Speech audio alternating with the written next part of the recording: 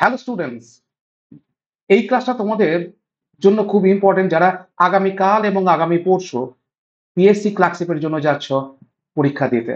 অর্থাৎ PSC ক্লার্কশিপের preparation যারা নিয়েছো, যারা পিএসসি ক্লার্কশিপের পরীক্ষা দিতে যাচ্ছ, তাদের জন্য রইল বেস্ট উইশেস।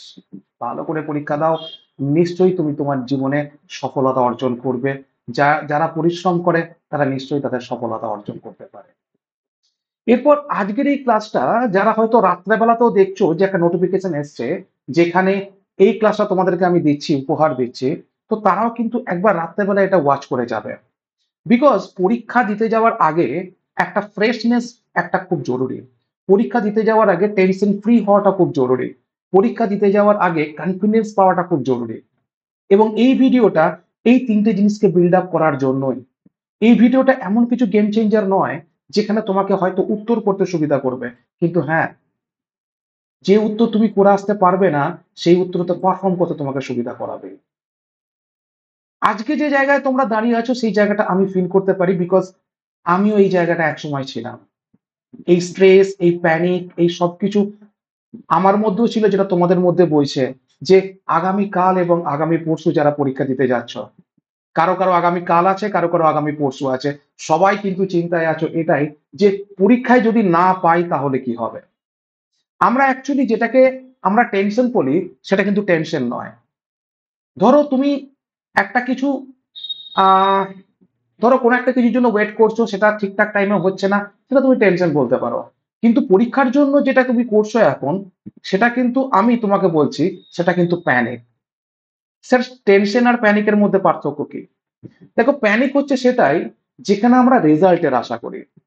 ধরো এই পরীক্ষাটা থেকে আমরা প্রচুর কিছু একটা ডিমান্ড করছি, একটা আশা করছি, যেখানে আমরা আশা রাখি সেখানেই আমরা প্যানিক করতে শুরু করি। স্ট্রেসটা প্যানিকে বদলে যায়। ধরো তুমি এই পরীক্ষাটায় ভাবছো যে এই পরীক্ষাটা না পেলে আমার কি কি হবে। এতদিন ধরে, যতদিন ধরে ফর্ম ফিল আপ হয়েছিল, ততদিন ধরে তুমি ভাবছিলে যে এই পরীক্ষাটা পেলে আমি এটা করতে পারবো, ওটা করব, সেটা করব, এটা করব। কিন্তু আজকে তোমার হঠাৎ করে মাইন্ডটা দেখো ঘুরে গেছে। তুমি ভাবছো এটা না পেলে কি হবে।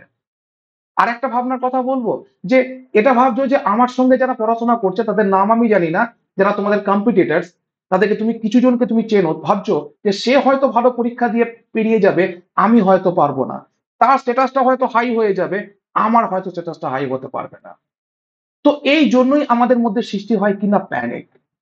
এবং এই প্যানিকই আমাদের পরীক্ষা কিন্তু অনেকাংশে খারাপ করে দিতে বাধ্য হয়। যেখানে ইংলিশ আছে, ম্যাথ আছে এবং জিকে আছে, সেখানে তোমাকে মাথা ঠান্ডা করে 1.5 ঘন্টা পরীক্ষা দিয়ে আসতে হবে। এবং সেই জায়গায় যদি আমরা প্যানিক করে থাকি তাহলে কিন্তু পরীক্ষাটা আমাদের অনেকাংশেই খারাপ হয়ে যাবে। এরপর যদি তোমাদেরকে বলি যে স্ট্রেস নিচ্ছ কেন, তাহলে তো আমি একটা অকওয়ার্ড প্রশ্ন করব। স্যার, স্ট্রেস নেবো না, স্যার টেনশন নেবো না, জীবনে এরকম একটা বড় পরীক্ষা, যে পরীক্ষা অনেকদিন পর একটা হচ্ছে, এবং যে পরীক্ষাটা সত্যিই খুব মূল্যবান, যার সিলেবাস দুর্দান্ত, যেখানে আমাদের পাওয়ার সম্ভাবনা অনেক বেশি, সেখানে স্যার টেনশন নেবো না? আমি তোমাদেরকে টেনশন নিতে বারণ করছি না, কিন্তু প্যানিক করতে বারণ করছি। প্যানিক তখনই হবে যখন তুমি রেজাল্টের আশা করবে। এই কদিন রেজাল্টের আশা তোমাকে বন্ধ করতে হবে। অর্থাৎ আগামী কাল যাদের পরীক্ষা আছে তাদেরকেও এটা করতে হবে যে আমি প্যানিক করবো না, আমি রেজাল্টের কোনো আশা করবো না। ধরো আমার কাছে যখন ক্লাস করতে, তখন যেভাবে আনসার করতে জানো সেরকমই কোনো মক টেস্ট দিচ্ছ, এরকমই কিছু একটা ভাবো। যদি এটা ভাবতে পারো তাহলে কিন্তু তোমার কিন্তু এই প্যানিকটাকে তুমি বন্ধ করতে পারবে, আদারওয়াইজ তুমি বন্ধ করতে পারবে না। যতক্ষণ পর্যন্ত তোমার ভবিষ্যতের বিভিন্ন ভাবনা তুমি এর সঙ্গে ওতপ্রোতভাবে জড়িয়ে দেবে, ততক্ষণ তুমি কিন্তু এই জায়গাটা ভেবে আনতে পারবে না যে আমি এখান থেকে বেরোবো কি করে। পরীক্ষা হলে যখন যাবে, পরীক্ষার হলের সামনে যখন আরো স্টুডেন্ট তোমার সামনে হই হই করবে, এ বলবে এই বই পড়েছি, ও বলবে ওই বই পড়েছি, ও বলবে আমি এত কিছু করে এলাম, অত কিছু করে এলাম, তুমি তখন আরো ডিমোটিভেটেড হয়ে যাবে। তাই আমি তোমাদেরকে একটা অনুরোধ করব, যে যেখানে দেখবে কেওয়াস সৃষ্টি হচ্ছে, যেখানে দেখবে বিভিন্ন কেউ বলা বলি করছে যে হিস্ট্রি এই পার্টটা পড়েছি, জিওগ্রাফির ওই পার্টটা পড়েছি, ইংলিশের এই করেছি, ম্যাথের ওই করেছি, সেখান থেকে নিজেকে একটু ডিপ্রাইভ করে রাখো, সেখান থেকে নিজেকে সরিয়ে রাখো। আফটার গেটিং দ্য এক্সাম দেখবো সবকিছু রিল্যাক্স একটা সময় তৈরি হয়ে যাবে। কিন্তু ওই 1.5 ঘন্টা নিজেকে রিল্যাক্স থাকতে গেলে, নিজেকে কনফিডাইজ করতে গেলে, তোমাকে কিন্তু এই নেগেটিভ জিনিসগুলোকে মনের মধ্যে নিয়ে এলে চলবে না। ঠিক আছে? তো সেই জন্য কি করবে না, আজকের পর আমার মনে হয় পড়াশোনাটাকে আর কন্টিনিউ না করাই ভালো। আর তো কিছুক্ষণই আছে। তো আমি এমন কিছু দেখে যাব না যে কালকে আমাকে 10টা আনসার করে চলে আসবো। এটা একটা লেন্দি প্রসেস, এটা একটা হ্যাবিচুয়াল প্রসেস। যে হ্যাবিটটা তোমরা তৈরি করেছো, সেই হ্যাবিটটা তোমরা কালকে একটা পরীক্ষা দিতে চলেছো, যে এই হ্যাবিটটা আমরা যেটা তৈরি করেছি সেটা আদৌ আমাদের কার্যকরী কিনা। কিন্তু এই কার্যকরিতার ব্যাপারটা বলতে গিয়েই আমাদের সব থেকে বড় টেনশন শুরু হয়, যে আমি পারবো তো। দেখো বাবা, একটা জিনিস তোমাকে বলে দিই, সেটা হচ্ছে যে পরীক্ষা হচ্ছে ওই 1.5 ঘন্টার একটা মুহূর্ত। ওই 1.5 ঘন্টায় যে সব থেকে ভালো পারফর্ম করতে পারবে সেই কিন্তু বেরোবে। সেখানে না থাকবে কোনো বিদ্বান হওয়ার জায়গা, না থাকবে মাধ্যমিকের মার্কস, না থাকবে হায়ার সেকেন্ডারি মার্কস, না থাকবে কিছু। তোমাদেরকে আমি বারবার বলেছিলাম, দেখবে ক্লাস করানোর সময়, যে ওয়েল পারফর্মার হয়ে ওঠো। তো ওয়েল পারফর্মার হতে গেলে যারা কিন্তু বড় বড় প্লেয়ার, ধরো রোনাল্ডো বলছি, মেসি বলছি, তারা কিন্তু যে প্রেশারটা দর্শক নিয়ে থাকে, সে প্রেশারটা তারা কিন্তু কখনোই নেয় না। যদি তারা নিয়ে নেয়, তারা কিন্তু তাদের পারফরমেন্স দিতে পারবে না। তো তোমাকেও অ্যাজ এ প্লেয়ার হিসেবে চিন্তা করতে হবে, as a Ronaldo, as a মেসির জায়গায় রেখে তোমাকে চিন্তা করতে হবে।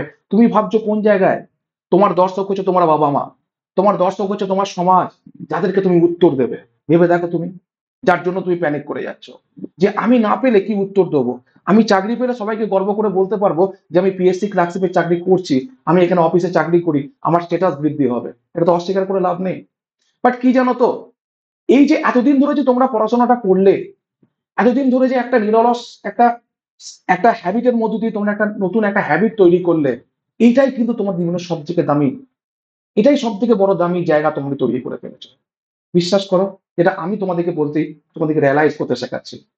ধরো এই যে 6 মাস 7 মাস আগে থেকে তুমি ভাবছো তোমার পরীক্ষা আছে, স্যারের ক্লাস করতে হবে, এই স্যারের ক্লাস করতে হবে, ম্যাথের ক্লাস করতে হবে, জিকে ক্লাস করতে হবে, ইংলিশ ক্লাস করতে হবে, এই ক্লাস থেকে অ্যানালিসিসটা করতে হবে, স্যার এইরকম কিছু করান, স্যার এইরকম কিছু করান। এই করতে করতে করতে করতে তিল তিল করে যে প্রিপারেশনটা তুমি নিয়েছো এবং যে হ্যাবিটটা তৈরি করেছো, এটাই তোমার জীবনের সব থেকে বড় সম্পদ, তুমি মানো না মানো। এমন সময় অনেক কিছু হয় যে তুমি যে পরীক্ষার জন্য প্রিপারেশন নিচ্ছ, তার থেকে হয়তো কোনো বড় পরীক্ষা তুমি ক্র্যাক করে দেখিয়ে দিলে। ঠিক আছে? তো এই জায়গাটাকে তোমাকে মনে রাখতে হবে, যে because you have achieve the lot. পরীক্ষা হলে তুমি পাচ্ছ কি না পাচ্ছ সেটা তো একটা জায়গা, কিন্তু তার আগে তুমি যে একটা বড় জিনিস অ্যাচিভ করে ফেলেছো, সেটা কিন্তু তুমি খেয়াল করতে পারছো না, যেটা আমি রিয়ালাইজ করতে পারছি তোমাদেরকে দেখে। The students who have been watching my class, the students who have been already been prepared, already been developed their actually process, actually তারা progress, তোমরা কিন্তু একটা জায়গা অর্জন করছো, সেটা কিন্তু তোমরা মানতে চাইছো কি? ইয়েস, আজকে তোমাদেরকে মানতে হবে সেটা, যে তোমরা একটা জায়গা কিন্তু অর্জন করেছো, একটা হ্যাবিট তৈরি করেছো। এটা হচ্ছে প্রথম জিনিস। 2 নম্বর হচ্ছে, যে জায়গায় তোমরা ছিল সেই জায়গা থেকে দেখো অনেক ইমপ্রুভ করেছো নিজেদেরকে, এটাও একটা জিনিস। এবং তোমরা এই যে পড়াশোনা মুখী হয়েছো, এটাও কিন্তু একটা জিনিস। তাহলে এই 3টে জিনিস কি তোমাদের কাছে কম লাগছে না? এই 3টে জিনিস কি কখনো ব্যর্থ হতে পারে একসাথে? তাহলে পরীক্ষা যখন দিতে যাচ্ছ, তখন তাহলে কনফিডেন্স থাকছো না কেন? যদি আমার মধ্যে কনফিডেন্স থাকে, যদি আমি পজিটিভ হই, তাহলে কিন্তু পরীক্ষাটা ভালো হবে। আর যদি প্যানিক করি, তাহলে কিন্তু খারাপ হবে। প্যানিক থেকে সরে আসার উপায় তোমাকে বলেছি, তুমি রেজাল্টের দিকে তাকিও না।